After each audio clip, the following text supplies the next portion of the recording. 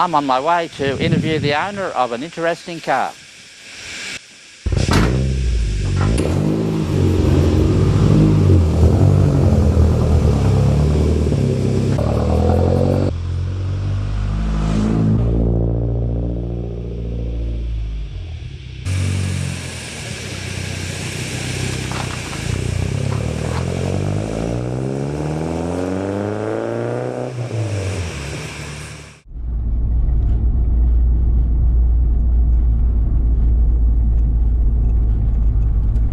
I'm just on my way to have a chat with Jim about his Triumph Dolomite Sprint rally car. Now he only lives a few k's down the road, so I'll see you then.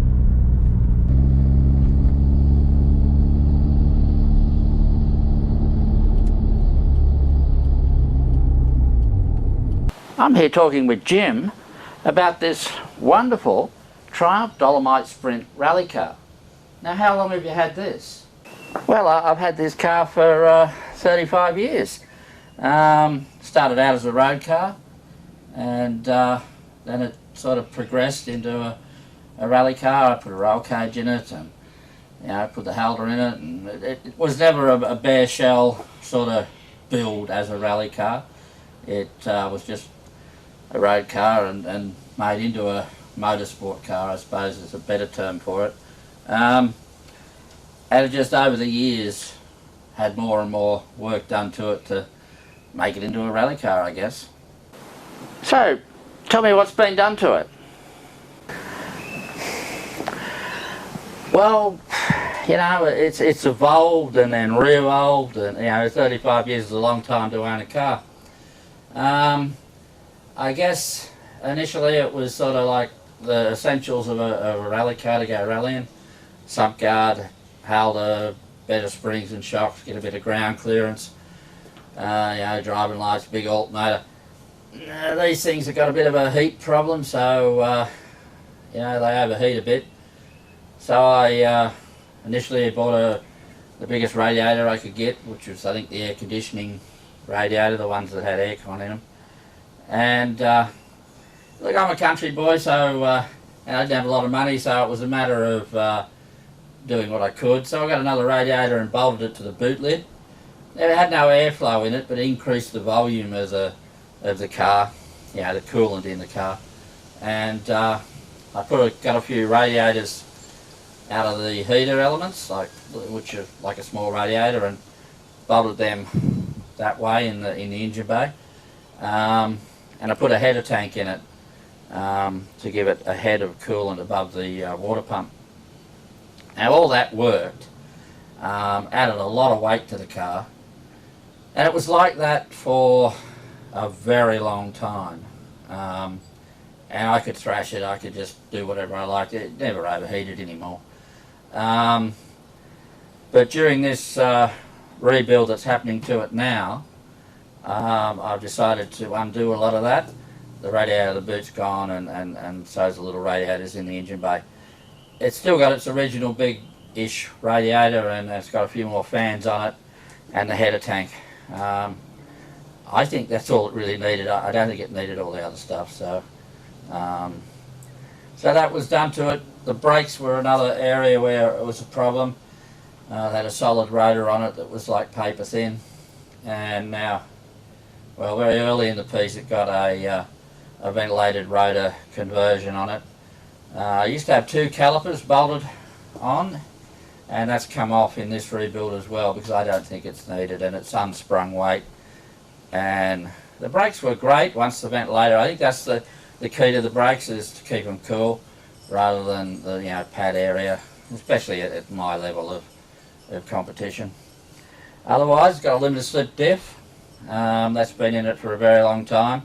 It's a very angry sort of a thing, a limited slip diff. It clunks and bangs and carries on, but it also makes the car very drivable in the dirt. It's sort of on the bitumen, it tends to be a bit push understeer if you're not, you gotta drive. Yeah, you gotta learn how to drive basically. Now I recently put disc brakes on the back, a conversion I bought, so that's yet to be tried. Lots of minor mods just to make life easier. How the sort of steering rack bolts in is changed a bit. The batteries in the boot, yeah, just sort of lots of minor sort of changes. Now it's a rally car. What other sort of motorsport have you used it for? Well, yeah, I guess calling it a rally car is probably a bit of a misnomer. It's a motorsport car. I've used it for all sorts of motorsport depending on what I'm into at that particular time.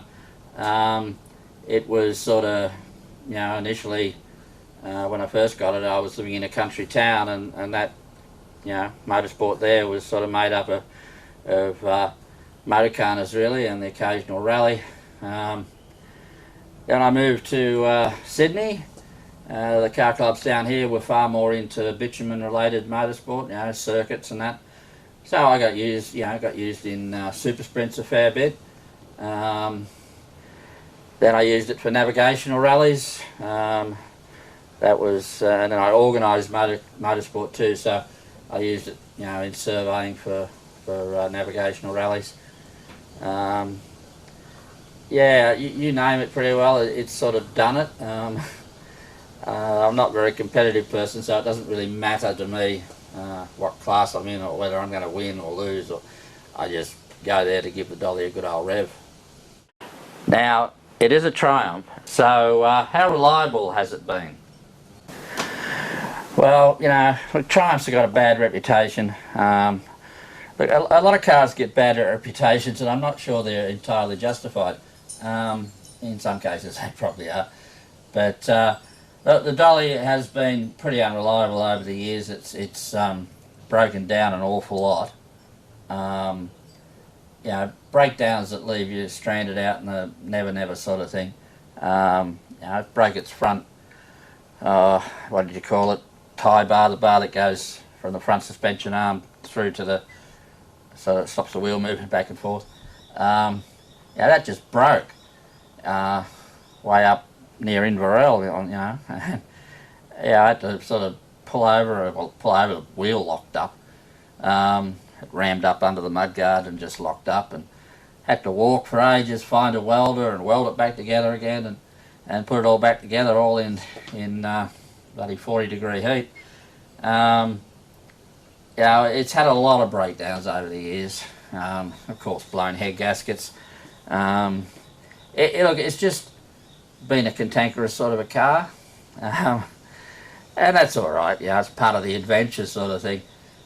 More recent times, though, as you learn and you end up owning them for a long time and knowing what's what, it hasn't really given me a lot. But then I haven't used it much either. So, it done this Southern Cross rally, 6 days of car club of motorsporty stuff, and a lot of Ks, and it got there and back without me having to worry too much about it. Broken exhaust, which is part of rallying, but look, I'm not going to say it's been a great reliable thing, but it is what it is. Now let's go back in time. What made you go, I want to go in rallies? Well, I sort of, in my high school years, my P-plate years, I was living in Coffs Harbour, and the Southern Cross Rally, which was the biggest rally in Australia at that point in time, was sort of like the Bathurst of rallies. It used to start at that point in time in Sydney and come up to the north coast and was based in Port Macquarie, but it came to Coffs Harbour on several days of those sort of whatever length it was, 5 or 6 day event. It'd have service breaks. Now rallies were all nighttime events back then, so me and my mates would go down the main street of Coffs Harbour and watch the cars be serviced and repaired and what have you, and then the next year I think we went out and spectated and out in the forest and watched the rally cars go by, and Gordonville Ford at the Bellington River crossing there that was famous for the Southern Cross Rally. That sort of got me interested, I guess, and I had a Cooper S Mini at the time, and I was just parked in the street and getting into the car, and someone just came up to me and sort of, Coffs Harbour Car Club, why don't you join it, sort of thing. And I did that. I joined the car club and went in the first event, which was a motor carner, and Minis, of course, are good at motor carners, and I just had a great time, and I was like, oh, this motorsport's for me. So I then sort of just got involved, I suppose, and that's led to car clubs and motorsport and car activities being my life, really. I just live for that sort of thing. It's sort of, it varies over the years, from full-on motorsport and going as fast as I can to being a little bit more sedate and driving a bit slower, and that's part of the aging process, I guess. But I'm still heavily involved in car clubs, and it just happened, really. I don't quite know how, and I'm not sure it's been a productive way to spend all your money, but well, it is what it is. I did it, so I haven't got a TARDIS to go back and change it, and I don't think, anyway. Now, if you had your time all over again, would you still rally a Triumph Dolomite? Well, that's probably a good question. Look, I don't know. My motorsport side says I wouldn't get a Dolomite, I'd rally a Ford Escort or something.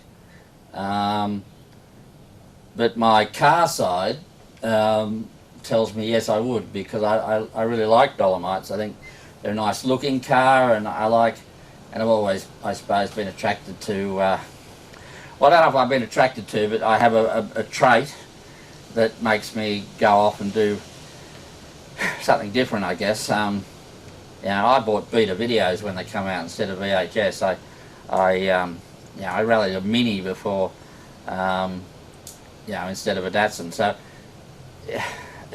I'm conscious of doing it deliberately, but it's what I've done.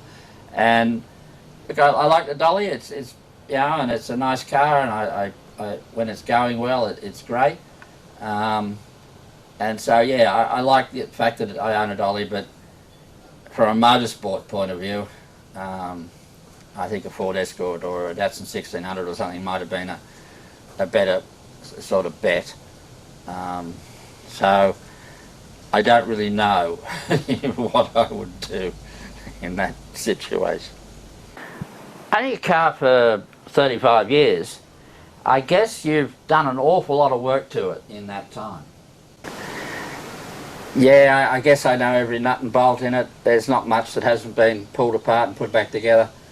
It's been pulled apart to like a shell on a number of occasions over the years. The sort of motor's been in and out a million times. Steering rack has been out a million times. I've pulled apart and put it back together many, many times. But I think that's part of any sort of motorsport car. It's just an endless job of pulling them apart and putting them back together and repairing them. It's had a lot of work done on it over the years. And this current rebuild that's happening now is to some extent undoing some of that work. When you're using a car in motorsport endlessly, sometimes it's just a matter of getting it going for the next event, and that might mean wiring something up using all the same coloured wire because that's all you've got. That leads down the track to problems when something goes wrong in that wiring and all the wires are the same colour. So I'm tidying a lot of that sort of stuff up at the moment. A lot of brackets that were made just to get a bracket made to hold the fan on, or whatever it might be, and a lot of that's getting tidied up. So at the end of the day, once I've rebuilt this car, it will probably end up being neater and tidier and easier to work on. It's a pity that that's happening now, 35 years in, when I'm not sure what the future holds for this car. it's very difficult to know, because you know, when I first got involved in motorsport, you join a car club. The first event I went in, I joined a car club and I went in an event. That was as simple as what it was. As time has gone on, more bureaucracy, more rules, regulations, and you've got to have this, you've got to have that. And I'm not arguing against sort of safety stuff and all that. It's just a fact of life. That's what's happened. And that's meant that it's now a lot harder to do anything. So, you know, just entering an event now is difficult, and car clubs, I think, have got lazy, and you know, if you go on a super sprint now, you need some gadget that does the timing, you know, electronically, instead of a few officials up there with a stopwatch. You know, it's just a lot more difficult now, and I'm not even sure whether this car is going to be able to be used or registered, or you know, there's just so many problems that I'm sort of, to some extent, throwing the hands in the air and the head in the sand, and just sort of going, I don't care. Now, whether this car ends up, you know, sitting in this shed as a trophy to my past, or whether someone referred to it as a garage gnome, it sort of, it has no purpose, it just sort of sits there. I don't know. I'd like to think I could get it onto some sort of registration and into some form of use, that I could go and do a few bucket list activities with it. And but I'm not supremely confident on that. There's just so many rules and regulations sort of everywhere I turn, telling me I can't do this or I can't do that. So I'm not sure what's going to happen to the poor old dolly. Well, thanks for that chat about this wonderful old Triumph Dolomite Sprint. No worries. I'm Quack McMullard. Bye for now.